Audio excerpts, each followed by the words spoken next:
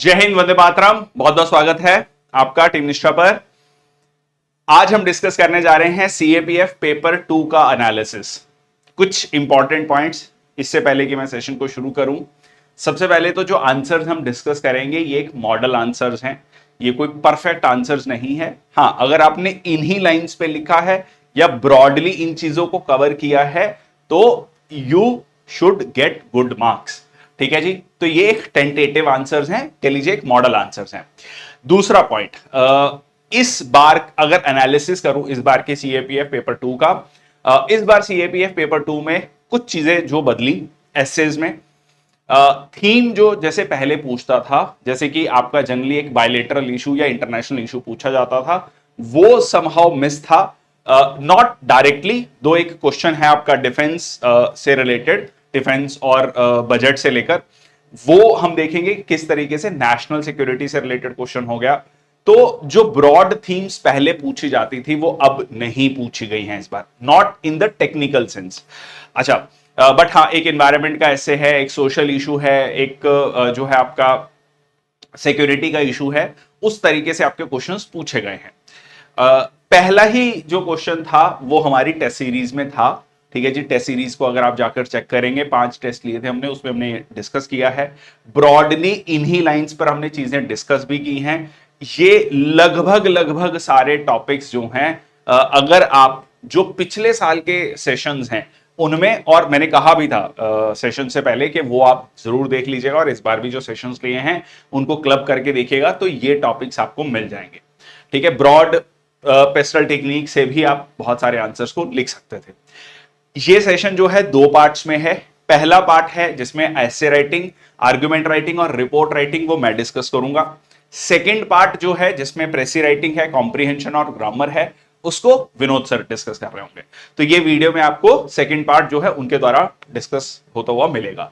ठीक है, आइडिया ये है कि पेपर 2 के बारे में भी आप क्या क्या पॉइंट्स लिख सकते थे, ये फ्यूचर रेफरेंस के लिए भी है, मतलब मान लो आप अगले साल के लिए प्रिपेयर कर रहे हैं तो भी हेल्पफुल है, और इस बार के लिए आपने क्या क्या आंसर्स लिखे हैं। डज नॉट मीन कि आपके पॉइंट्स अगर जो आंसर्स लिखे हैं उनमें नहीं फिट बैठते हैं तो आपका आंसर गलत है। ठीक है, ऐसा बिल्कुल भी नहीं है, क्योंकि सब्जेक्टिव है।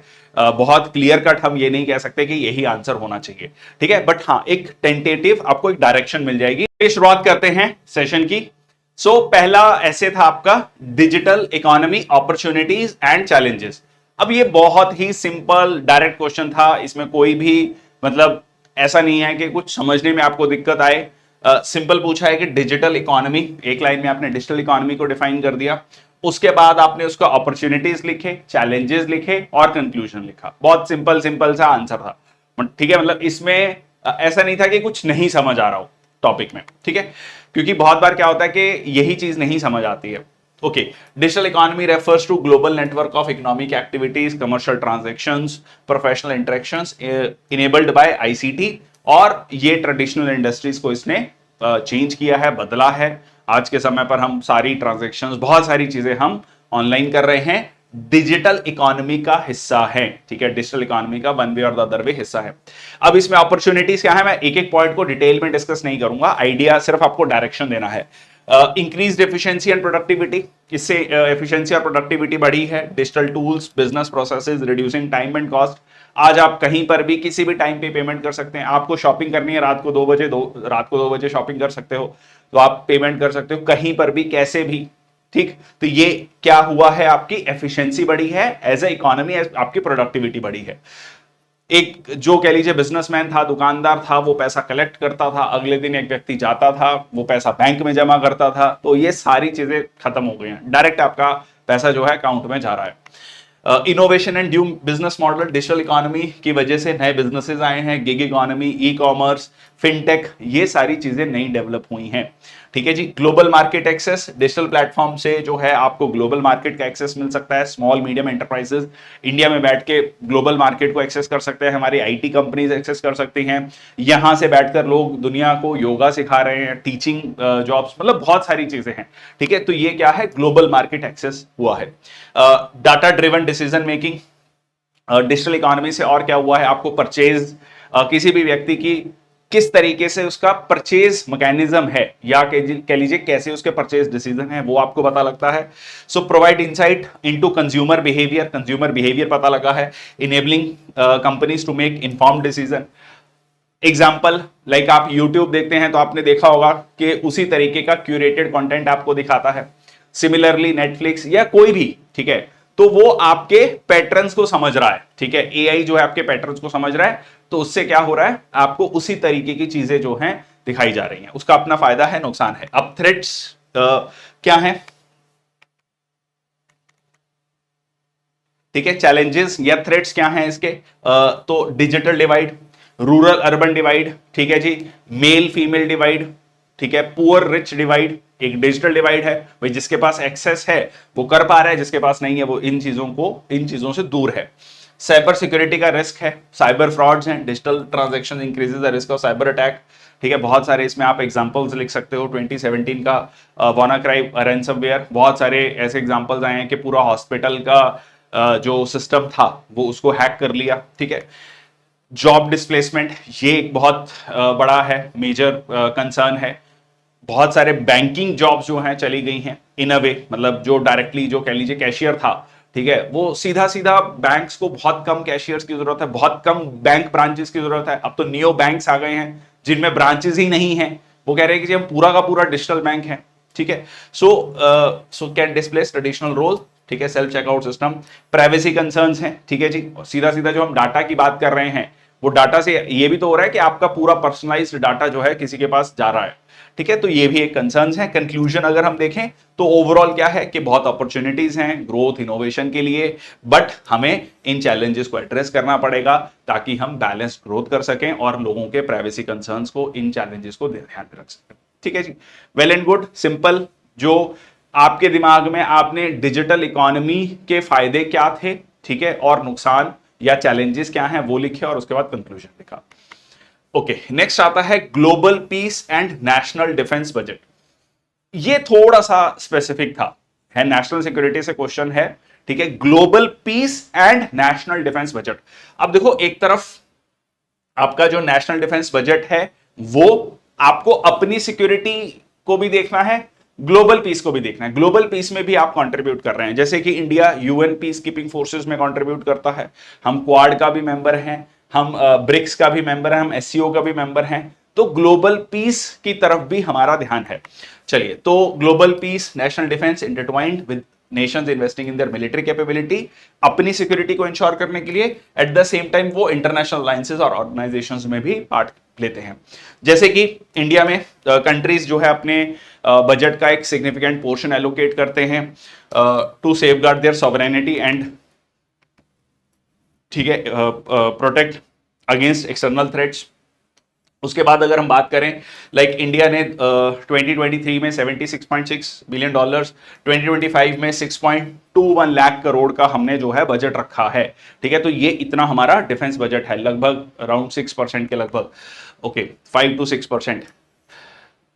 प्लीज इसको क्रॉस चेक कर लीजिएगा, ठीक है, सो इट इज 6 और 8%, प्लीज इसको क्रॉस चेक कर लीजिएगा। The idea here is United Nations, अब एक तरफ हम यूएन पीस कीपिंग मिशंस में भी अपने फोर्सेस को भेजते हैं, कॉन्फ्लिक्ट जोन जैसे कि आपका साउथ सुडान है, माली है, डेमोक्रेटिक रिपब्लिक ऑफ कॉन्गो है, ठीक है, यहां पर, और इसके अलावा with over 2,50,000 Indian troops participating since 1948, तो ये हमारे ग्लोबल पीस एफर्ट्स को भी शो करता है।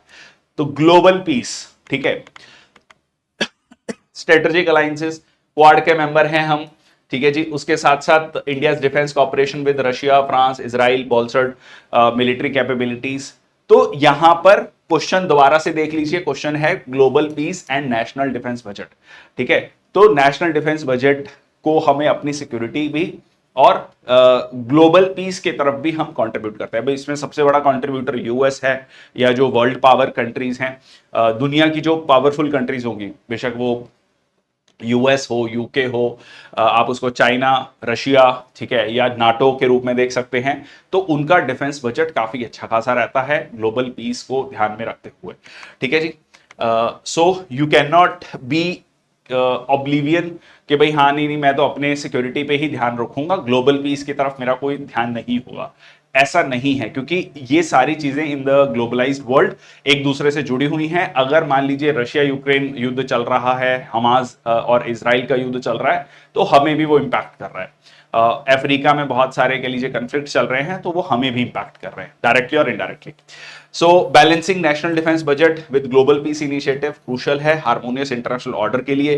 Countries must continue investing in their defence to protect national interest while actively participating in the global efforts also. ठीक है, तो इस तरीके से you can conclude the answer. Next आता है tribal resistance to colonial India. अब ये प्रॉपर एक तरीके से मॉडर्न हिस्ट्री का क्वेश्चन हो गया। ठीक है, मॉडर्न हिस्ट्री में जो ट्राइबल रेजिस्टेंस आप पढ़ते हैं, ठीक है, टू कॉलोनियल इंडिया, तो इसमें शुरू में आप बेसिकली ट्राइबल रेजिस्टेंस क्या है, उसके रीजंस क्या थे, और उसके बाद एग्जांपल्स लिख दो। ठीक है, दैट्स फाइन। और उसका इंपैक्ट क्या हुआ, ठीक है, उसका इंपैक्ट क्या हुआ ब्रिटिश इंडिया टाइम्स पर, या कह लीजिए पॉलिटिक्स इन ब्रिटिश इंडिया, और पॉलिटिक्स आफ्टर इंडिपेंडेंस क्या इंपैक्ट हुआ। तो ये चीजें आप लिख देंगे, 4-5 पॉइंट हैं। सबसे पहले ट्राइबल रेजिस्टेंस क्या है, रीजंस क्या है, एग्जांपल्स लिखी, उसका इंपैक्ट क्या हुआ ब्रिटिश इंडिया में, और उसके बाद आफ्टर इंडिपेंडेंस उसका क्या इंपैक्ट हुआ। ठीक है, आंसर आपका हो गया। सो हिस्टोरिकल कंटेक्स्ट में क्या है, सबसे पहले अगर हम रीजंस की बात देखें, कॉलोनियल पॉलिसीज, परमानेंट सेटलमेंट, जमींदारी सिस्टम, नए कह लीजिए पॉलिसीज आई लैंड और रेवेन्यू की, तो जिसकी वजह से डिस्प्लेसमेंट होना शुरू हुआ, एलियन लॉज एंड कस्टम्स, जिसकी वजह से जो है ट्राइबल जो कस्टमरी प्रैक्टिसेस हैं leading to resentment, economic exploitation जिसमें heavy taxation, forced labour, exploitation of forest resources. तो सीधा सीधा जो कह लीजिए ट्राइबल्स हैं जो वहां पर कह लीजिए हजारों साल से रह रहे हैं, उनको उनकी ही जमीन से डिस्प्लेस किया गया, उनकी ही जो फॉरेस्ट रिसोर्सेज हैं उनसे उनको वंचित किया गया। तो ये कुछ इंपॉर्टेंट कारण रहे, land and resources, laws, customs और एक्सप्लॉयटेशन। देन आपका नोटेबल ट्राइबल रेबिलियंस में संथाल रेबिलियन, ठीक है, इसके बारे में पढ़, अब ये आप 3-4 एग्जांपल लिख सकते हो, कोई जरूरी नहीं है कि संथाल रेबिलियन लिखना था, ठीक है, जो भी, बट क्योंकि ये सबसे फेमस है, ठीक है, संथाल रेबिलियन, उसके बाद भील रिवोल्ट हो गया, मुंडा रेबिलियन, ठीक है जी, और रंपा रेबिलियन, ठीक है, अलूरी सीताराम राजू। तो ये 3-4 एग्जांपल्स होगी। कॉजेस ये हमने ऑलरेडी डिस्कस कर लिया है इसके बारे में। अब इसकी लेगेसी क्या रही, ठीक है, इसकी लेगेसी ये रही कि ब्रिटिश इंडिया में they somehow recognise the forest rights. ठीक है, उन्होंने कोशिश करी कि जो फॉरेस्ट ड्वेलर्स हैं उनको एलिनिएट ना किया जाए, क्योंकि उनसे डील करना बहुत टफ रहा है ब्रिटिशर्स के लिए। दो eventually they have crushed these tribal movements, but they have understood that they should not like middle with their internal customs. ठीक है, आफ्टर इंडिपेंडेंस भी इसका बहुत इंपॉर्टेंट रोल रहा है। कैसे रहा है, ठीक है जी, कहीं ना कहीं जो आफ्टर इंडिपेंडेंस उनके लैंड, कल्चर, आइडेंटिटी को प्रोटेक्ट करने के लिए भी जो इंडियन लीडर्स ने कह लीजिए स्पेशली कदम उठाए हैं। हमने जो है अब अगर आप आफ्टर इंडिपेंडेंस देखें 7.5% रिजर्वेशन भी दिया गया according to the population of scheduled tribes. उसके अलावा फॉरेस्ट राइट आए, फॉरेस्ट ड्वेलर्स को उनके लैंड राइट्स दिए गए।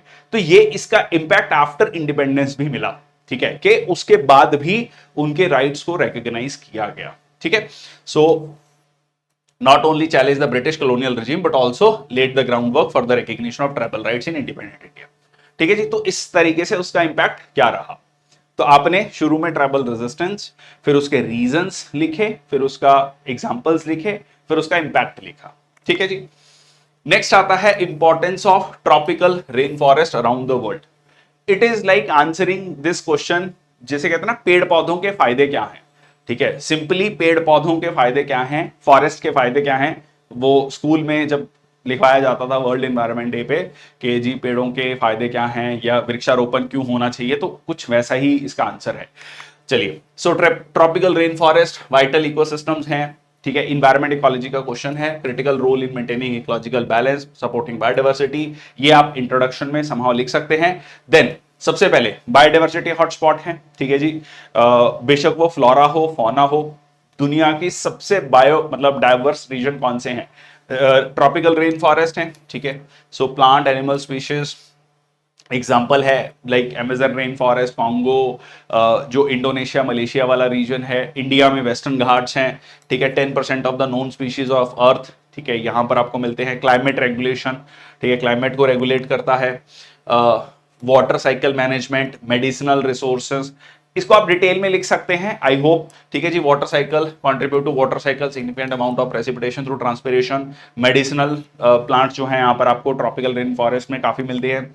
उसके अलावा कल्चरल और इकोनॉमिक वैल्यू है, ठीक है, indigenous people rely on rain forest for their livelihoods, ecosystem services, ठीक है जी, such as soil formation, nutrient cycling, habitat for pollinators. तो ये क्या हो गए, इसके ट्रॉपिकल रेन फॉरेस्ट के फायदे हो गए। दोबारा से पढ़ लीजिए इंपॉर्टेंस क्या है। तो इंपॉर्टेंस में सिंपली आपने उसके इंपॉर्टेंस बताया, फिर आखिरी में आपने इसको कंक्लूड किया, एसेंशियल फॉर सस्टेनिंग। हाँ, इसमें कुछ चैलेंजेस भी लिख सकते हैं एक पैरा में आखिरी में कि रीसेंट टाइम्स में क्या हुआ है, लाइक फॉरेस्ट को, जो ट्रॉपिकल रेन फॉरेस्ट है उनकी वुड अच्छी है, उसको काटा जा रहा है, डिफॉरेस्टेशन हो रहा है बड़े लेवल पर, वो हम अमेज़न फॉरेस्ट में देख रहे हैं, कॉन्गो बेसिन में देख रहे हैं, इंडिया में देख रहे हैं। और इसका चैलेंज क्या आ रहा है, ग्लोबल वार्मिंग, क्लाइमेट चेंज, जो एंडेमिक स्पीशीज हैं वो खत्म हो रही हैं। ये बहुत शॉर्ट में एक पैरा में अगर लिखना भी है तो ठीक है, तो it should not be like बहुत डिटेल। पहले इंपॉर्टेंस लिखा, चैलेंजेस लिखे, फिर चैलेंजेस के बाद आप इसको कंक्लूड कर सकते हैं कि हाँ जी ये बायोडाइवर्सिटी को मेंटेन करता है, climate, indigenous culture, providing numerous resources. तो इस तरीके से आपने इसको कंक्लूड कर दिया। चलिए, इंग्लिश इन इंडिया, डेविएंस और वेरिएंस। ये क्वेश्चन थोड़ा सा ट्रिकी इसलिए था, अदरवाइज आपको पता है लाइक इंग्लिश इन इंडिया, डेविएंस और वेरिएंस, ये समझना अपने आप में, क्योंकि इसका हिंदी अनुवाद भी थोड़ा टफ था। और देखो, डेविएंस बेसिकली शब्द है डेविएशन से, स्टैटिस्टिक्स में भी हम इसको देखते हैं, वेरिएंस वेरिएशन, ठीक है, वेरिएशन। अब हमारी देसी अंग्रेजी, उसमें बहुत सारी वेरिएशंस हैं, बेशक वो फिनोटिक्स में हो और यूजेज में हो। एक छोटा सा एग्जांपल है, ब्रिंजल, बैंगन को हम ब्रिंजल बोलते हैं, दुनिया में कहीं ब्रिंजल नहीं बोला जाता, एग प्लांट बोला जाता है, पर हम ब्रिंजल बोलते हैं, ठीक है। बहुत सारे शब्द हैं जिसको हम इंडियन तरीके से प्रोनाउंस करते हैं, बहुत सारे हमने इंडियनाइज्ड वर्ड जो है ऐड कर ली हैं, उसकी प्रोनाउंसिएशन हो, या बहुत सारी चीजें जो हैं, कुछ फ्रेजेस हैं जो स्पेसिफिकली इंडिया में चलते हैं, ना वो ब्रिटिश इंग्लिश में है ना अमेरिकन इंग्लिश में है। तो ये क्या है, वेरिएशंस हैं, जो वेरिएशंस आ गए हैं, ठीक है। कई जगह आपको डेविएंस भी देखने को मिलती है, डेविएशन देखने को मिलती है, इसको थोड़ा सा देखते हैं, पॉइंट्स में देखते हैं। तो स्टैंडर्ड ब्रिटिश इंग्लिश कंट्री के यूनिक सोशो कल्चरल कंटेक्स्ट में दिखाता है। ये फिनोमिना जो है, it is not just a matter of linguistic divergence but also a reflection of India's colonial history. तो 200 साल और उसके बाद 75 साल हो चुके हैं, तो बहुत सारी चीजें, कोई लैंग्वेज जो है जिस जगह पर बोली जाएगी उसमें उसके जो लोकल इन्फ्लुएंसेस होंगे वो भी आना शुरू हो जाएंगे, ठीक है। आजकल के बहुत सारे आपको लाइक शॉर्ट्स मिलते हैं, छोटे छोटे बच्चे शॉर्ट्स बना रहे होते हैं कि पिज्जा को पिज्जा ऐसे बोलना है, इसको ऐसे बोलना है, इसको ऐसे बोलना है, ये वर्ड ऐसे होना चाहिए, ठीक है। हम प्लम्बर बोलते हैं, जिसके प्लमर होता है जी, बी नहीं होता उसमें, ठीक है। हमें लग रहा है कि हमने अंग्रेजी सीख ली तो हमने बोलना ही है, प्लम्बर ही बोलना है। तो इस तरीके से बहुत सारी चीजें वेरिएशंस हैं। तो वही यहां पर बात कर रहा है, linguistic diversity in Indian English. Indian English has evolved as a distinct variety. तो अपने आप में इंडियन इंग्लिश भी एक काइंड ऑफ इंग्लिश डेवलप हो चुकी है with its own vocabulary, grammar, pronunciation. तो हमारी अपनी ग्रामर, अपनी प्रोनाउंसिएशन, अपनी वोकैबुलरी, ठीक है जी। Use of words like prepone, funda, ठीक है जी, फंडामेंटल को हम फंडा, तो कुछ हमने अपने स्लैंग्स भी बनाए हैं। प्लीज डू द नीडफुल, ये कुछ अपना कह लीजिए स्लैंग है, जैसे मैंने आपको ब्रिंजल का एग्जांपल दिया। कल्चरल एक्सप्रेशंस, ठीक है, often incorporates Indian idioms, expression and cultural references. तो हमारे जो कल्चरल एक्सप्रेशंस हैं और जो ब्रिटिश इंग्लिश में कल्चरल एक्सप्रेशंस हैं वो अलग हैं, ठीक है जी। जैसे इंग्लिश हम यूज करते हैं, हिंदी प्लस इंग्लिश, कहीं ना कहीं बीच में हिंदी के वर्ड्स भी आते हैं। Education and social mobility, India में देखो, ब्रिटेन में इंग्लिश लाइक हर व्यक्ति बोल रहा है, उसमें इंग्लिश बोलना कोई स्टेटस सिंबल नहीं है। इंडिया में आज भी वो एक स्टेटस सिंबल है। The moment I started speaking in English you will feel oh wow, ठीक है, this man is a knowledgeable person. But knowledge has nothing to do with the language per se, ठीक है। I might be very knowledgeable but I might not be very good in English, ठीक है। I might be knowing very good English but I might not be very good, like might not be very good in knowledge, मेरे हो सकता है मेरे को बहुत अच्छी नॉलेज ना हो। तो ये छोटे छोटे एस्पेक्ट्स हैं। I hope you are getting this point. तो ये क्या है, एजुकेशन और सोशल मोबिलिटी सीधा सीधा एक की मीडियम ऑफ इंस्ट्रक्शन है और सोशल मोबिलिटी का तरीका है। ठीक है कि हाँ भाई हमारा बच्चा अंग्रेजी बोल रहा है, ठीक है, तो ये एक यहां पर वो एक कल्चरल कंटेक्स्ट है। Official and administrative use, English is one of the 2 official languages. Globalisation and communication, ठीक है, आज के समय पर हम पूरी दुनिया में बातचीत कर पा रहे हैं इसी की वजह से। और डेविएंस में अगर आप चैलेंजेस एंड क्रिटिक्स में देखेंगे, critics argue dominance of English can marginalise regional languages. ये भी हम हमेशा खतरा फील करते हैं कि इसकी वजह से हमारी रीजनल लैंग्वेजेस खत्म हो रही हैं या रीजनल लैंग्वेजेस लोग ज्यादा नहीं बोल पा रहे हैं। ठीक है, तो कंक्लूजन इसमें आप कैसे ड्रॉ कर सकते हैं, represents both the deviance and variance shaped by historical, cultural, social, economic factors, बहुत सारे फैक्टर्स हैं। ये वाइटल टूल ऑफ कम्युनिकेशन है, लिंगुआ फ्रैंका है, जिसमें हम आपस में बातचीत कर पा रहे हैं। भारत जो कि इतना डाइवर्स नेशन है, तो एक कॉमन भाषा है जिसमें सब इंटरेक्ट कर सकते हैं। ठीक है, क्योंकि अगर हम हिंदी की भी बात करें तो वो भी पूरी पॉपुलेशन को एक्सेप्टेबल नहीं है। अराउंड 40% पॉपुलेशन की मदर टंग है, अराउंड 65% पॉपुलेशन है जिसकी जो है वो इंक्लूडिंग द फर्स्ट और सेकेंड लैंग्वेज है हिंदी। बाकी पॉपुलेशन भी है जिसकी ना तो वो फर्स्ट लैंग्वेज है ना सेकेंड लैंग्वेज है। ठीक है, अगर हम हिंदी की बात करें तो इंग्लिश भी एक तरीके से लोगों को जोड़ती है। तो समहाउ यू कैन से कि इस तरीके से इसको बैलेंस आउट आप कर सकते हैं। I hope you got the point. Deviation और वेरिएशंस, ठीक है, डेविएशंस भी हैं और वेरिएशंस भी हैं।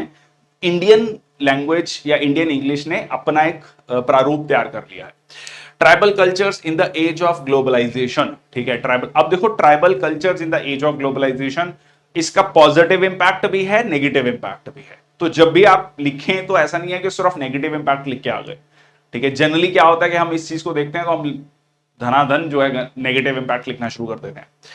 सो ग्लोबलाइजेशन के बारे में बता दिया जी पहले तो कि ग्लोबलाइजेशन क्या है। अब इसका इंपैक्ट क्या है, सबसे पहले कल्चरल इरोजन, जो ट्रेडिशनल प्रैक्टिसेस, लैंग्वेजेस, रिचुअल्स हैं ट्राइबल्स की, उन पर इंपैक्ट आ रहा है। Under threat as global cultural norms. अब जो क्योंकि इंटरनेट बहुत सस्ता हो गया है, इजी एक्सेसिबल हो गया, तो दूर दराज के जो बच्चे हैं वो अपने ट्रेडिशनल कल्चरल नॉर्म्स को छोड़कर जो एक्सेप्टेड नॉर्म्स हैं, ग्लोबल कल्चरल नॉर्म्स हैं, उनको अपना रहे हैं। तो धीरे धीरे जो ट्राइबल कल्चर्स हैं, जो नॉर्म्स हैं, वो पीछे की तरफ जा रहे हैं। बट इसका पॉजिटिव इंपैक्ट क्या है कि अपॉर्चुनिटी भी है, preservation and revitalisation of tribal cultures. आज के समय पर आप देखेंगे कि हम ट्राइबल आर्ट, म्यूजिक, क्राफ्ट की बात करते हैं, ठीक है, इसको प्रमोट करने की बात करते हैं। दुनिया भर में लोग इसको खरीद भी रहे हैं। एक छोटा सा एग्जांपल, आजकल वो आदिवासी तेल चला हुआ है, ठीक है, एक छोटा सा एग्जांपल है। ट्राइबल आर्ट की जो है हम बात करते हैं, वो आपको बड़े बड़े इवेंट्स में, म्यूजियम्स में मिलता है। इकोनॉमिक चेंजेस, अगेन इसका दोनों इंपैक्ट है। एक तरफ tribal community gain access to new economic opportunities like eco tourism, ठीक है जी, लोग जाना चाहते हैं फॉरेस्ट में, एक्चुअल लाइक रियल उसको एक्सपीरियंस करना चाहते हैं, ठीक है जी, लाइवलीहुड उनको मिलेगा इससे। But at the same time इससे क्या है, नई कह लीजिए जो है कल्चरल नॉर्म्स वहां पर जाते हैं। एक्सटर्नल इन्वेस्टमेंट जब वहां पर होंगी तो उससे लैंड डिस्प्लेसमेंट, ठीक है, जो वहां के ट्राइबल्स हैं उनको डिस्प्लेस किया जा रहा है, exploitation of natural resources, socio economic disparities, ये भी इसका इंपैक्ट है ग्लोबलाइजेशन का। ठीक है जी, ग्लोबलाइजेशन से exchange of ideas and solidarity, ठीक है जी, among the tribal communities, again दोनों इंपैक्ट हैं। ठीक है, ग्लोबल आइडियाज भी पहुंच रहे हैं but at the same time जो है उनके खुद के कल्चरल नॉर्म्स कहीं ना कहीं पीछे छूट रहे हैं। ठीक है, this is how you can balance out. So multifaceted, presenting both challenges and opportunities. तो ग्लोबलाइजेशन का, ठीक है जी, क्या इंपैक्ट है ट्राइबल कल्चर्स पर, तो दोनों हैं। अब देखो इसमें आप इसको पेस्टल टेक्निक से, पॉलिटिकल इंपैक्ट भी है, ठीक है, ग्लोबलाइजेशन का, कि डेमोक्रेसी। अब वो ट्राइबल कल्चर कह रहे हैं जी हमारा अपना एक कह लीजिए डेमोक्रेटिक सेटअप है जिसमें हम चीजों को खुद से डिसाइड करते हैं। दो इंडियन अगर आप कॉन्स्टिट्यूशन में देखेंगे तो हमने वो पॉलिटिकल सेटअप की एक इंडिपेंडेंस दी है उस ब्रॉड कॉन्स्टिट्यूशनल फ्रेमवर्क में, उनके जो एस्पेक्ट्स हैं उनको अपनाया है। ठीक है, but at the same time कहीं ना कहीं हमने लाइक पेसा एक्ट वहां पर लेके गए, तो ये क्या है, ग्लोबलाइजेशन एक कंसेप्ट है, डेमोक्रेसी एक कंसेप्ट है जो कि वहां पर पहुंचा।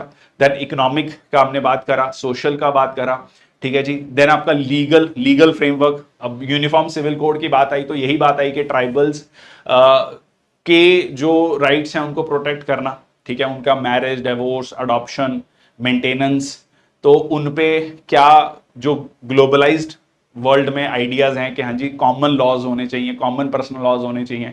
तो इसीलिए हमने उत्तराखंड में देखा कि ट्राइबल्स को उससे बाहर रखा गया है, लगभग 3% पॉपुलेशन है उत्तराखंड में, तो ये वाला पॉइंट आ गया आपका।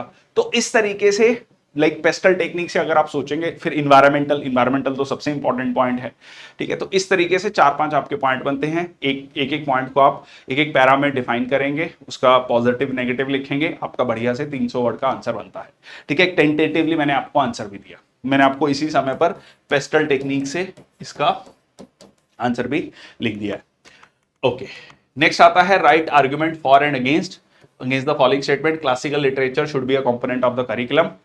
अब क्लासिकल लिटरेचर होना चाहिए, जैसे कि हम लाइक संस्कृत की बात करें, रीजनल जैसे तमिल, कन्नड़, ठीक है, बंगाली लिटरेचर, या जो हमारे ट्रेडिशनल लिटरेचर हैं वो हमारे जो है पार्ट होना चाहिए करिकुलम का, या नहीं होना चाहिए, ठीक है। तो दोनों इसके एस्पेक्ट हैं, दोनों के जो है पॉजिटिव नेगेटिव।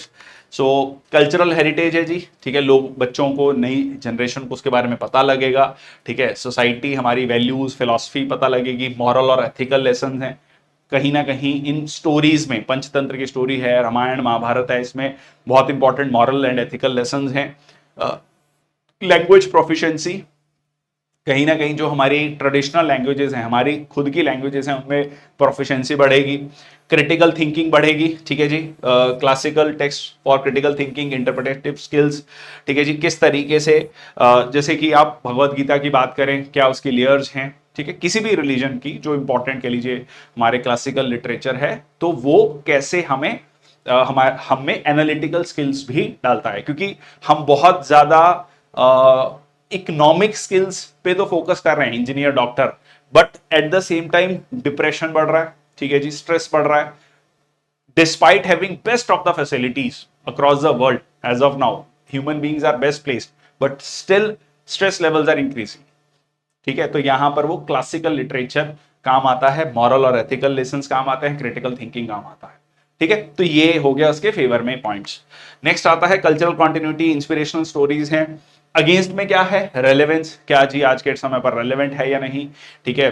कुछ लोगों का कहना है कि मॉडर्न टाइम से रेलेवेंट नहीं है, आप आज के समय पर आपको फोकस करना चाहिए टेक्नोलॉजी पर, एआई पर, रोबोटिक्स पर। आप जो है अगर इन पे फोकस करेंगे, ऑलरेडी बच्चे क्या हैं, ओवरबर्डन्ड है, लैंग्वेज बैरियर है, ठीक है, जिसको समझना, एंशिएंट लैंग्वेज को समझना, ओरिजिनल सोर्सेस को समझना, क्योंकि अगर आप उसके इंटरप्रिटेशन को पढ़ेंगे तो फिर अगेन कहीं ना कहीं वो किसी का खुद का उसमें क्या आ जाएगा, कह लीजिए बायसनेस आएगी, ठीक है, तो वो एक प्रॉब्लम है। टाइम कंज्यूमिंग है, इंटरेस्ट लेवल, सबका इंटरेस्ट जरूरी है उसमें ना हो। रिसोर्स इंटेंसिव है, क्योंकि अभी तक हमारे पास उसको पढ़ाने को लेकर टीचर्स होने चाहिए, उसमें जो एक्सपर्ट्स हैं उनकी उतनी सफिशिएंट नॉलेज होनी चाहिए कि वो नॉलेज इंपार्ट कर सके।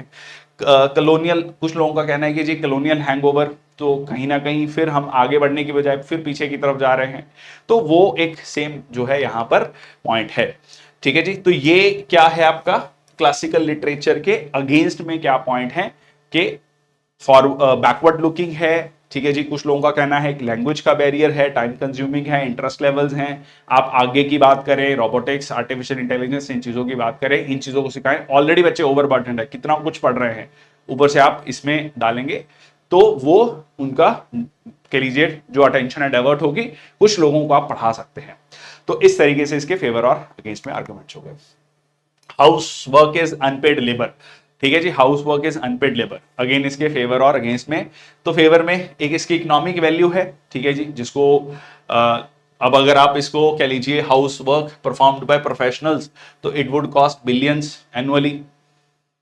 एग्जाम्पल है जैसे कि चाइल्ड केयर सर्विसेज, और भी घर में जो भी कह लीजिए cooking services, cleaning, child care, ये सारी सर्विसेज को अगर ऐड कर लिया जाए, इसकी वैल्यू ऐड कर ली जाए, it is like billions of dollars अगर इंडिया की बात करें। Gender equality, women disproportionately handle house work और अपने करियर्स को सीधा सीधा वो ताक पर रखती हैं। तो ये क्या है, ये जो है उनकी करियर अपॉर्चुनिटीज को इंपैक्ट करता है। ठीक है, तो ये argument for house work as unpaid labour, कि हाँ हाउस वर्क अनपेड लेबर है, ठीक है, अनपेड है तो उसकी एक इकोनॉमिक वैल्यू है, क्योंकि इसकी एक इकोनॉमिक वैल्यू है। जेंडर इक्विटी, महिलाएं जो हैं कहीं ना कहीं ज्यादातर महिलाएं जो अपने करियर्स को जो है त्याग करती हैं। Policy implication, policies like paid family leave, support for domestic workers can be influenced by recognising the value of house work. तो इससे कहीं ना, जैसे गोवा की सरकार ने किया, सीधा सीधा जो हाउस होल्ड वर्क जो महिलाएं हैं, ठीक है, उनको जो है एक अमाउंट, सर्टन अमाउंट दिया जाएगा to recognise their domestic house hold work. अब आर्ग्यूमेंट अगेंस्ट क्या है इसके, कुछ लोगों का कहना है कि जी पर्सनल चॉइस है, उनकी फैमिली डायनेमिक्स हैं, एक म्यूचुअल अंडरस्टैंडिंग है between the husband and the wife. ठीक है, many choose to perform house work as a part of their family roles which may not be viewed as a traditional employment. Complex valuation है, कैसे आप major करेंगे कि ये child care को, जिसमें like mothers sacrifice part of their lives, so how to like calculate that in the economic terms, so difficulties in quantifying and comparing the housework of a professional services, ठीक है, और with the family members, ठीक है, एक खाना cook बना रहा है और एक खाना मदर या कह लीजिए घर का फैमिली मेंबर कोई बना रहा है, तो उसको आप कैसे कंपेयर कर सकते हैं, उसमें जो इमोशनल वैल्यू है उसको कैसे कंपेयर कर सकते हैं। Potential for misinterpretation, so emphasizing housework as unpaid might inadvertently undermine the intrinsic value, personal significance, माँ का प्यार। ठीक है, again the idea is this, अगर आप उसको कहें कि जी नहीं आपका ये अनपेड वर्क है, ठीक है, तो वो जो है एक तरीके से सीधा सीधा आप जो उस इमोशनल वैल्यूज हैं उनको रिकॉग्नाइज नहीं कर रहे हैं, उसको सिर्फ इकोनॉमिक एंगल से देख रहे हैं। ठीक है, तो ये उसके अगेंस्ट में है कि हाउस होल्ड वर्क जो है वो अनपेड वर्क नहीं है, उसको रिकॉग्नाइज किया जाता है, इमोशनल एंगल पर जाकर उसको रिकॉग्नाइज किया जाता है। नेक्स्ट आपका voter turnout in an election. ठीक है जी, वोटर टर्नआउट इन इलेक्शन, ये आपका रिपोर्ट राइटिंग का पहला। तो अभी 2024 के इलेक्शंस हुए थे, अब इसमें ऐसा लिखा नहीं है कि voter turnout in an election के 2024 के इलेक्शन है। कोई कह सकता है कि 2023 में जो 3 विधानसभा में इलेक्शन हुए थे उसका वोटर टर्नआउट पूछ रहा है, बट मोटा मोटा आप आइडिया ले सकते हैं कि 2024 का ही है। ठीक है, रीसेंट 2024 में इलेक्शन हुए, उसका वोटर टर्नआउट आपको लिखना है। अगर आप उससे पहले का भी कुछ कंपेयर करके लिखेंगे, नथिंग रॉन्ग इन इट, ऐसा नहीं है कि वो गलत हो जाएगा। ठीक है, इसका फॉर्मेट है, फॉर्मेट हमने कई बार डिस्कस किया, मैं अभी फॉर्मेट डिस्कस नहीं करूंगा। पॉइंट्स क्या क्या लिख सकते थे आप, ठीक है, तो इसमें कि हाँ जी एक डिक्लाइन हुआ इस बार, ये सबसे इंपॉर्टेंट पॉइंट था। 2019 के मुकाबले में इस बार वोटर टर्नआउट कम था। ठीक है, ओवरऑल वोटर टर्नआउट 65.79, अगर आपको एग्जैक्ट याद नहीं था तो मोटा मोटा अगर आप इतना भी लिखते अराउंड 65% तो चलता। और पिछले बार 67.4% था। असम में जो है हाईएस्ट वोटर टर्नआउट था, बिहार में सबसे कम था। ठीक है जी, डेमोग्राफिक ब्रेकडाउन की अगर हम बात करें तो यूथ पार्टिसिपेशन जो है वो बढ़ा 18 से 25 साल में। पिछली बार 2019 में 48% यूथ ने ही वोट किया था, इस बार 55% ने वोट किया। Gender disparity 64% of main and 66% of women, तो महिलाओं ने ज्यादा वोट किया है विज़-अ-वी मेन। और रीजनल वेरिएशंस की बात करें तो highest voter turnout north eastern states में आपको देखने को मिला, सदर्न रीजन्स में कम वोटर टर्नआउट मिला। तो ये कुछ ट्रेंड्स थे, ठीक है, वोटर टर्नआउट के कुछ ट्रेंड्स थे इस बार के। अब एक ब्रीफली आप रीजंस भी लिख सकते हैं, ठीक है, ब्रीफली एक पैरा में रीजंस भी लिख सकते हैं कि क्या वोटर टर्नआउट। तो उसमें सबसे बड़ा फैक्टर, बहुत बड़ा फैक्टर रहा है extreme weather conditions, voter apathy. कुछ लोगों का, वोटर्स का ये कहना था कि भाई हमें कोई भी कैंडिडेट पसंद नहीं है, हम क्यों जाएं, ठीक है, अननेसेसरी टाइम क्यों वेस्ट करें।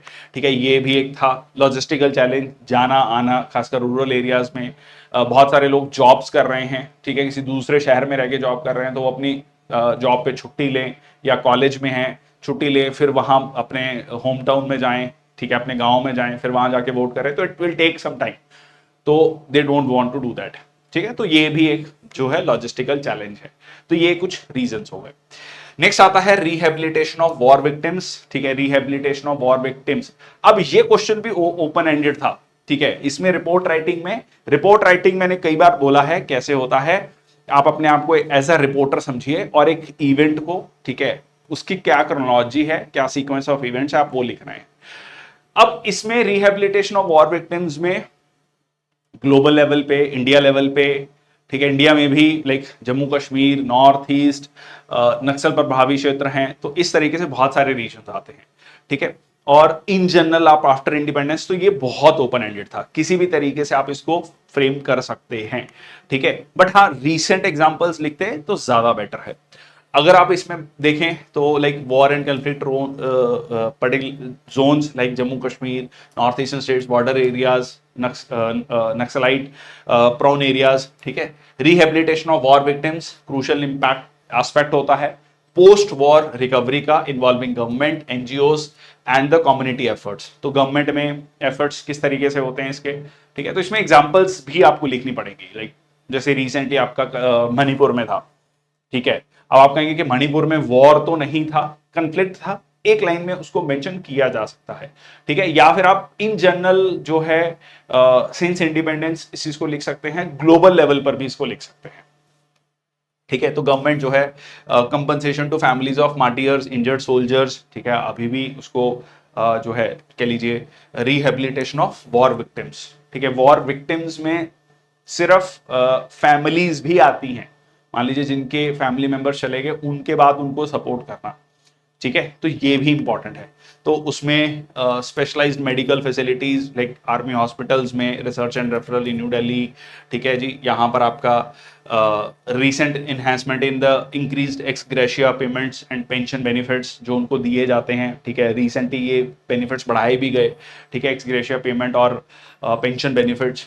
उसके अलावा employment programme, prime minister scholarship for scheme for offer financial aid to children of war victims. इसके अलावा educational support, scholarship and grant such as Kendriya Sainik board educational grant provide support to the war victim children.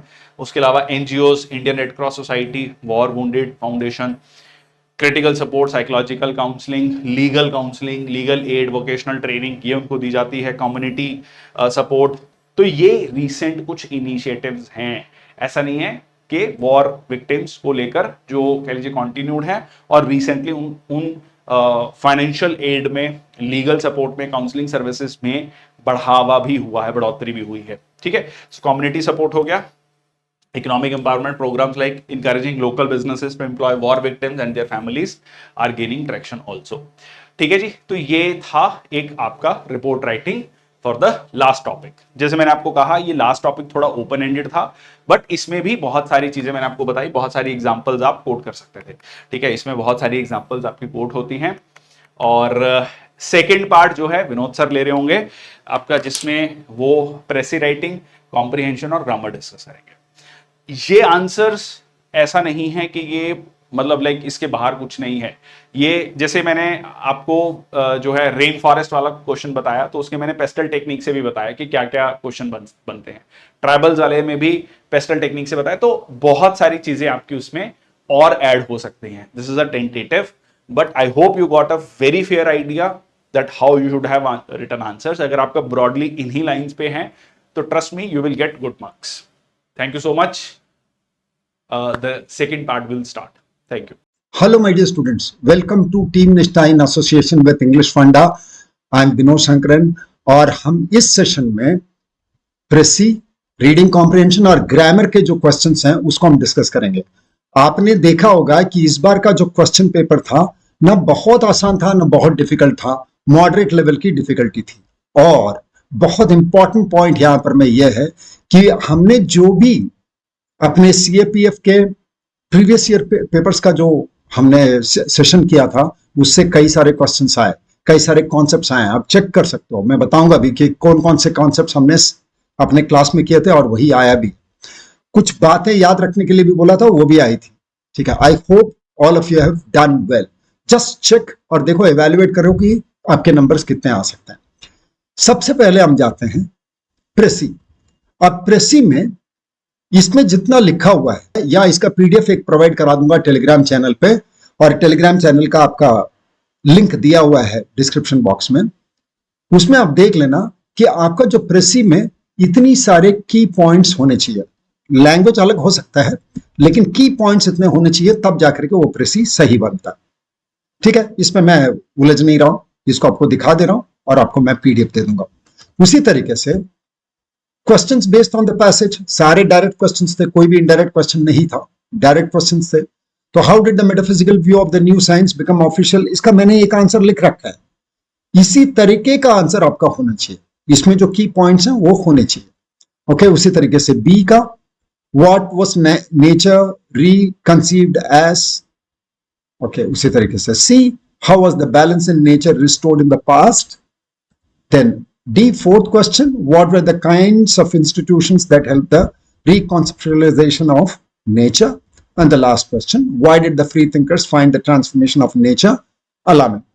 Well, match कर लेना, PDF में दे रहा हूं वहां पर मैं, लेकिन ग्रामर क्वेश्चंस पे आते हैं, जहां पर हम एक्चुअली डिस्कस कर सकते हैं और देख सकते हो कि आप क्या इसमें कुछ गड़बड़ किए हो या सारा अच्छा किए हो। आई होप कि सारे लोगों ने बहुत अच्छा करके आए हो, बहुत मजा आए जब नंबर बहुत अच्छा है। नाउ सबसे पहले आपके लिए खुशखबरी बता दूं, English concepts and practice of CDS previous year papers 5 साल के 120 into 5 that is 600 questions discuss किए गए हैं प्रीवियस ईयर पेपर्स के। इसका मतलब ये नहीं है कि भाई क्वेश्चन दिया, आंसर दिया, बता दिया, हो गया, ऐसे नहीं है। कॉन्सेप्ट्स भी डिस्कस्ड हैं। ये 600 क्वेश्चन अगर आप करके जाओगे तो पूरा रिवीजन हो जाएगा, टाइम मैनेजमेंट होने लगेगा, एक स्ट्रेटेजी बिल्ड हो जाएगी कि अच्छा इस तरीके का क्वेश्चन आता हो तो इस तरीके से ही करना है, एक रिवीजन हो जाएगी। तो please watch these sessions, they are coming very soon. Now फिर उसके बाद एक और चीज है, ये एक पेड हमारा कोर्स है, विजय मॉक टेस्ट सीरीज। 5 टेस्ट्स का एक मॉक सीरीज हम बना रहे हैं इंग्लिश की, ओके, जिसमें कि पूरे 120 क्वेश्चन होंगे और वो उसी तर्ज पे बना होगा जिस तरीके से आजकल के सालों में यूपीएससी अपना पेपर तैयार कर रहा है। ठीक है, इसको अगर कर लोगे तो you will have a fair idea कि किस किस्म के क्वेश्चन आ सकते हैं और कैसे हमको इसको अटेम्प्ट करना है। किसी भी किस्म के क्वेश्चन आए तो कैसे अटेम्प्ट करना है। Okay, now transform the sentences as directed. पहला है let the door be shut, इसको एक्टिव वॉइस में चेंज करना तो बहुत आसान है सर, शट द डोर कर देंगे। इंपेरेटिव सेंटेंस है, let the door be shut लिखा है तो शट द डोर कर देंगे। क्या ऐसे लिख सकता हूं, क्या I request you to shut the door ये लिख सकता हूं? नहीं कर सकता। I request you to shut the door नहीं कर सकता क्योंकि वो अफर्मेटिव सेंटेंस हो जाएगा। ये सेंटेंस किसका पैसिव है? इंपेरेटिव सेंटेंस का पैसिव है, तो शट द डोर ही लिखना पड़ेगा। सर प्लीज लिख सकता हूं? नहीं जरूरत है, क्योंकि late the door be shut लिखा है तो उसमें please let the door be shut नहीं लिखा है ना। अगला सेंटेंस देखना, he told me that he had not gone there. Now ये जरा ट्रिकी क्वेश्चन है, change it to direct speech। ये जरा ट्रिकी क्वेश्चन है, कैसे? इसमें एक से ज्यादा हम डायरेक्ट स्पीच बना सकते हैं। मैंने 2 सही भी लिखा है, 2 गलत भी लिखा है। ठीक है, देखना इसमें। He said to me, I have not come here. Sir, I have not come here. Come go हो जाता है, here हो जाता है there, तो ये तो कर ही सकता हूं। I have not come here. Okay, और ये हो जाएगा that he had not gone there, हो जाएगा। ये भी हो जाएगा he said to me I had not gone there, past perfect भी कर सकता हूं, पास्ट परफेक्ट भी कर सकता हूं, पास्ट परफेक्ट चेंज नहीं होता तो वैसे के वैसे रह जाएगा ये। ओके, और ये दोनों करोगे तो ये दोनों गलत हैं। सबसे पहले I have not gone there, I have not gone there, अगर ये आप लिखते हो तो ये हो जाएगा I had not gone there, लेकिन ये प्रेजेंट परफेक्ट है, प्रेजेंट परफेक्ट है। प्रेजेंट परफेक्ट का पास्ट टेंस हुआ होगा तो इस तरीके से हुआ होगा, फर्स्ट सेंटेंस की तरह रहा होगा, ये नहीं रहा होगा।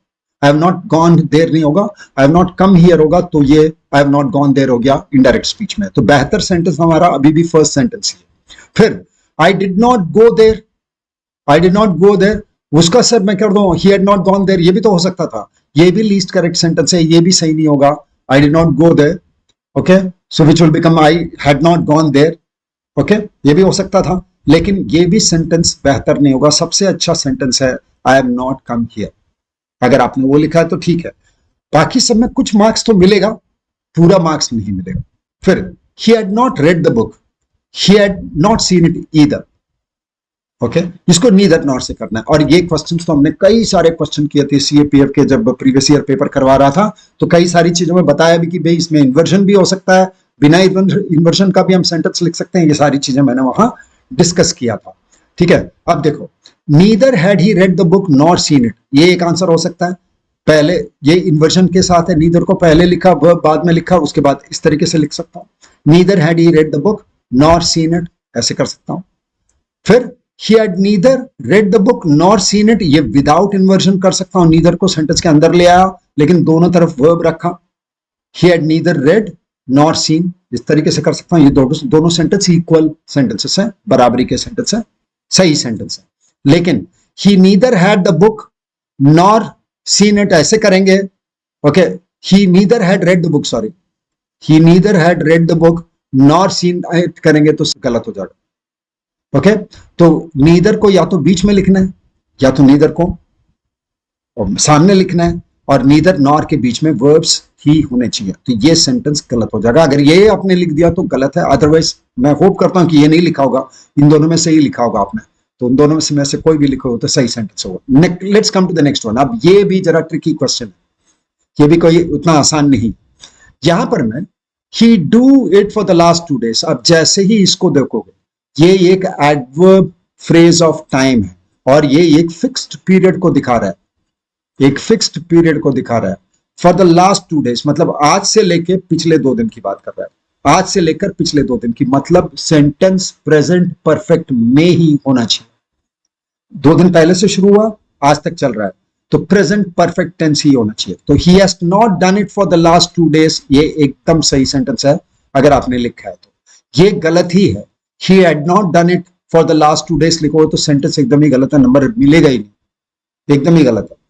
he did not do it for the last 2 days, वो भी गलत हो जाएगा, क्योंकि इन दोनों में आप फिक्स्ड पीरियड लिख रहे हो, फिक्स्ड पीरियड लिख रहे हो जो कि अभी से लेकर पिछले 2 दिनों की बात कर रहा है, तो प्रेजेंट परफेक्ट ही होना चाहिए, ना पास्ट परफेक्ट होगा ना सिंपल पास्ट होगा, क्योंकि सिंपल पास्ट के साथ फिक्स्ड पीरियड्स ऑफ टाइम नहीं लिखते ना। इस सेंटेंस को देखो, ये जरा से ट्रिकी सेंटेंस है, His brother is more intelligent, सबसे पहले तो ये सेंटेंस गलत है।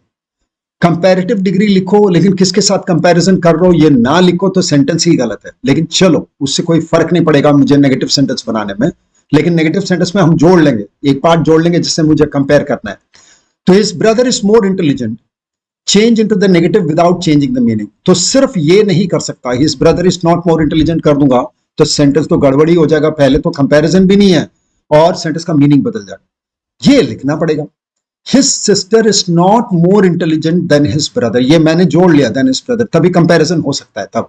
His sister is not more intelligent than his brother, उसकी बहन उसके भाई से ज्यादा इंटेलिजेंट नहीं है, मतलब या तो बराबरी का है या तो कम है, ये लिखना पड़ेगा। ऐसे सेंटेंसेस ट्रिकी हो जाता है। Next one, his sitting dash, his नहीं he is, अब देखो he is sitting dash the shade of the tree, कई लोग लिख कर आए होंगे under the shade of the tree, एक बार बताना शेड के नीचे कैसे बैठ सकते हो, छांव के नीचे कैसे बैठ सकते हो, छांव में बैठोगे या छांव के नीचे बैठोगे, छांव तो जमीन पर पड़ रहा होता है, shade falls on the earth, तो अर्थ के नीचे कैसे जाओगे, यू कांट गो ना, okay, so it is not under the shade of the tree, it should be in the shade of the tree, he is sitting in the shade of the tree होना चाहिए था, under लिखे हो तो गया numbers, क्योंकि वो sentence पूरा बदल ही जाएगा, इलॉजिकल हो जाएगा। Next, the cat jumped dash the fence, cross किया होगा, उछल के क्रॉस किया होगा, उसके ऊपर जाकर तो बैठा नहीं होगा, तो अक्रॉस लिखेंगे या ओवर लिखेंगे, अगर आपने ऑन लिखा तो गड़बड़ है। Okay, next one, 8, he gave a modest answer to the question, अब ये भी बहुत tricky question, he gave a modest answer, अब सबसे बड़ी दिक्कत क्या है कि एक एडजेक्टिव को एडवर्ब बनाना इस तरीके से सेंटेंस में कुछ तो मीनिंग में चेंज आ ही जाएगा, लेकिन लिखना तो एक ही तरफ से करना ही पड़ेगा, मॉडेस्टली लिखना है तभी कुछ बन सकता है। तो मैं क्या कर रहा हूं, he answered the question modestly, चलो बेटा आगे चलते हैं, 9th वाले क्वेश्चन देखो, he is very strong, he can defeat his enemies combined by using enough, I am sure all of you got this right, ये पक्का सही किया होगा, इनफ के साथ तो बहुत आसान हो जाता है, he is strong enough to defeat his enemies, ये भी हमने प्रीवियस ईयर का पेपर जब मैं करवा रहा था उसमें ये क्वेश्चंस कई सारे आए थे, कई बार हमने कराया था, ठीक है, कुछ बच्चों ने क्वेश्चंस भी पूछा। ना 10th क्वेश्चन, इट इज, ये भी PYSP पे आया था। मैं इसीलिए बता रहा हूं कि जब हम YouTube पे कोई सीरीज कराते हैं तो प्लीज फॉलो अस, क्योंकि वहां पर हम कई सारी चीजें सिर्फ वहां से पढ़ करके आप सीख सकते हो। ओके, क्लास भी ज्वाइन करने की जरूरत नहीं है। ये भी क्वेश्चन हमने डिस्कस किया, मुझे लगता है लास्ट PYSP पे ही था ये। ठीक है, it is difficult to get use to eat with chopsticks. मैंने बताया था कि अगर यूज टू के पहले कोई वर्ब आता है तो ING लिखना है, हाँ, या नाउन लिखना है। तो गेट यूज टू ईटिंग, बस और कुछ नहीं करना था। It is difficult to get use to eating with chopsticks, क्योंकि यूज टू के साथ स्ट्रेट अवे लिख देंगे। यूज टू के पहले अगर कोई वर्ब नहीं आ रहा तो V1 लिखना है। अगर यूज टू के पहले कोई वर्ब आ जाता है तो उसके बाद में जेरंड लिखना है या तो नाउन लिखना है। Okay, let's come to the next question. अब कुछ इडियम्स का मीनिंग सेंटेंस लिखकर क्लियर करना था, और मैंने बताया था कि जब भी ऐसे सेंटेंसेस लिखेंगे तो क्लैरिटी आनी चाहिए कि वो इडियम का मीनिंग क्या है, चाहे सेंटेंस लंबा भी हो जाए। ऐसे सेंटेंस नहीं लिखने चाहिए जिसमें कि डाउट हो जाए कि इसका मीनिंग क्या है। Okay, so adversity brings out the best in. Adversity का मतलब विपरीत परिस्थितियां, उसके अंदर से उसकी सबसे अच्छी चीज निकाल देती है, तो ब्रिंग्स आउट क्लियर हो जाता है सर। ठीक है, ऐसे सेंटेंस आपको लिखना चाहिए। यही सेंटेंस नहीं, कुछ भी लिखा हो तो सही है, सेंटेंस में क्लैरिटी होनी चाहिए। गिव वे का मतलब रास्ता देना। Students give way to the principal to enable him to walk to the podium. बच्चे रास्ता देते हैं प्रिंसिपल को पोडियम तक वॉक करने के लिए। यहां एक चीज देखना था, ये इस बार लिखा हुआ है कि do not change their form. अब इसमें एक प्रॉब्लम है, do not change their form का मतलब are you talking about past tense, present tense, participles, इसकी बात कर रहे हो या क्या है? तो मैं जरा से केयरफुली मैंने क्या कर दिया, सारे को उसी रूप में ही लिख दिया, सारे प्रेजेंट टेंस ही लिख दिया। प्रेजेंट टेंस आपने दिया था, मैंने प्रेजेंट टेंस ही लिख दिया, क्योंकि ज्यादा गड़बड़ करने जाऊंगा पता नहीं do not change their form का क्या मीनिंग है। Do not change their form in what sense? In what sense? Past participle नहीं लिखने के लिए बोल रहा हूं, प्रेजेंट पार्टिसिपल नहीं लिखने बोल रहा हूं, क्या लिखने के लिए नहीं बोल रहा हूं, that's a question. Anyway, so students give way to the principal, मैंने वैसे के वैसे लिख दिया। ठीक है, next one, I will look into the complaint immediately and resolve it. देखो, इसको मैंने जरा से ज्यादा बढ़ाया ताकि ये क्लियर हो कि लुक इनटू का मतलब देखना, ध्यान देना। ओके, गेट्स अलोंग का मतलब है दोस्ती यारी निभाना। She gets along well with her new neighbours, very good. और we will bring about, bring about का मतलब है लाना, ओके, रिजल्ट करवाना। Okay, so we will bring about a change in the attitude of people towards excessive plastic use. पूरा बड़ा sentence ही लिखा ताकि ब्रिंग आउट का मीनिंग क्लियर हो जाए। छोटे सेंटेंस में भी अगर आप ये चीज कर सकते हो तो वो भी आप कर ही सकते हो। Let's come to the correction of sentences. इसमें भी कुछ ट्रिकी थे, देखते हैं। He walked 1.5 hours. ओके, सो इसमें क्या करना पड़ेगा, सिर्फ एक प्रीपोजिशन घुसाना पड़ेगा। He walked for 1.5 hours. Okay, walked किस किस्म का वर्ब है सर? ये इंट्रांजिटिव वर्ब है। अब ट्रांजिटिव इंट्रांजिटिव क्या होता है, ये भी मैंने एक सेशन कराया है आपके एग्जाम के पहले, अब यूट्यूब में ही था और वो इंपॉर्टेंट था, मैंने बताया था, उसको चेक करना चाहिए था आपको। नहीं तो हमेशा हम जब यूट्यूब पे अभी CDS के लिए ला रहे हैं एक सीरीज, ने बताया जिसमें तुमको कि 120 क्वेश्चन करके 5 मैं प्रीवियस ईयर पेपर का करवा रहा हूं, 600 क्वेश्चंस, और उसमें ऐसे कॉन्सेप्ट्स भी कई जगह पे बताया होगा, जरूर देखना प्लीज। ठीक है, अगर you want to revise, strategize and use your time well, so please do it. ये फर्स्ट क्लास काम करेगा, डायरेक्टली जाके बैठोगे 110 क्वेश्चन से ज्यादा करके आओ। साथ साथ में हम एक मॉक सीरीज का भी सीरीज लॉन्च कर रहे हैं very soon. Now he is always ready to pick up quarrels. He is always ready to pick up quarrels, ये था ना, लिखा हुआ पिकअप था, अब छूटा हुआ है। ठीक है, तो इसमें से आप हटा देना। He is always ready to pick quarrels होता है। पिकअप का मतलब एक्चुअली जमीन से उठाना होता है, पिक क्वारल्स का मतलब है लड़ाई करना होता है। इंग्लिश में प्रीपोजिशंस का खेल बहुत है। Okay, next one, I have ordered for dinners. सबसे पहले से डिनर्स नहीं होगा, प्लूरल नहीं होगा, और ऑर्डर्ड जो है ट्रांजिटिव वर्ब। अब ट्रांजिटिव वर्ब के बाद हम प्रीपोजिशन नहीं लिखते। आई हैव ऑर्डर्ड बोलकर फुल स्टॉप नहीं लगा पाओगे, देखोगे आई हैव ऑर्डर्ड बोलोगे तो बताना पड़ेगा क्या चीज आपने ऑर्डर किया, उसको ट्रांजिटिव वर्ब बोलते हैं। ट्रांजिटिव वर्ब के बाद कोई नाउन या प्रोनाउन तुरंत आना पड़ेगा। और उसके बीच में हम प्रीपोजिशन वगैरह नहीं लिख सकते। तो ट्रांजिटिव वर्ब के बाद नाउन प्रोनाउन आता है जिसको ऑब्जेक्ट कहते हैं। वैसे ही इंट्रांजिटिव वर्ब के बाद ऑब्जेक्ट नहीं आता है, कोई नाउन या प्रोनाउन नहीं आता है। अगर लिखना है तो प्रीपोजिशन लिखकर लिखना है, तो इतना ही खेल है। इंट्रांजिटिव के बाद प्रीपोजिशन लिखकर नाउन प्रोनाउन लिखना है, ऑब्जेक्ट लिखना है। ओके, और ट्रांजिटिव वर्ब के साथ तुरंत लिखना है, ट्रांजिटिव वर्ब के तुरंत बाद ऑब्जेक्ट लिखना है, नाउन या प्रोनाउन लिखना है, प्रीपोजिशन नहीं लिखना है। तो ऑर्डर्ड ट्रांजिटिव वर्ब था, इसीलिए ऑर्डर्ड डिनर होने चाहिए, डिनर्स नहीं होना चाहिए। फिर let us discuss about the problem. Again discuss भी तुम्हारा ट्रांजिटिव वर्ब है। Let us discuss what, what बिना बोले तो डिस्कस खत्म नहीं होगा, तो अबाउट नहीं आता है। We will discuss the problems, discuss the problems, ये ट्रांजिटिव वर्ब है, लेकिन डिस्कशन लिखूंगा तो वो नाउन है, तो इसके साथ अबाउट लिखना पड़ेगा। ये नाउन है तब तो अबाउट लिखूंगा, लेकिन अगर वर्ब लिखोगे डिस्कस तो कभी भी उसके साथ प्रीपोजिशन नहीं लिखेंगे। Okay, discuss the problem. Fifth वाला देखना, one can not be too careful about what he says. आपको पता है, ये भी मैंने वो सीएपीएफ का जब मैं एनालिसिस करवा रहा था पीओएसपी में पिछले सालों में आया था, ये वन से जब कोई सेंटेंस शुरू होता है वन से ही कंटिन्यू करना है। तो one can not be too careful about what one says, बस वन से सेंटेंस को शुरू करोगे तो वन से कंटिन्यू करना है। That is all. I hope all of you got all the 5 right. CDS के लिए तैयारी करनी है, अभी तो टाइम आ गया है सीडीएस का। तो अभी जैसे बता रहा था मैं, सीडीएस का प्रीवियस ईयर पेपर 5 साल का 600 questions we are doing it on YouTube. उस सेशन को जरूर फॉलो करो। और 5 मॉक टेस्ट्स आपके लिए हम डिजाइन कर रहे हैं जो यूपीएससी के पैटर्न पे है, और इससे आपको टाइम मैनेजमेंट, स्ट्रैटेजी बनाना और क्विकली आंसर करना, किस क्वेश्चन को पहले करना है, किसको बाद में करना है, प्लस कुछ कॉन्सेप्ट्स का रिवीजन इसमें हो जाएगा। जरूर इस मॉक सीरीज को खरीद लेना।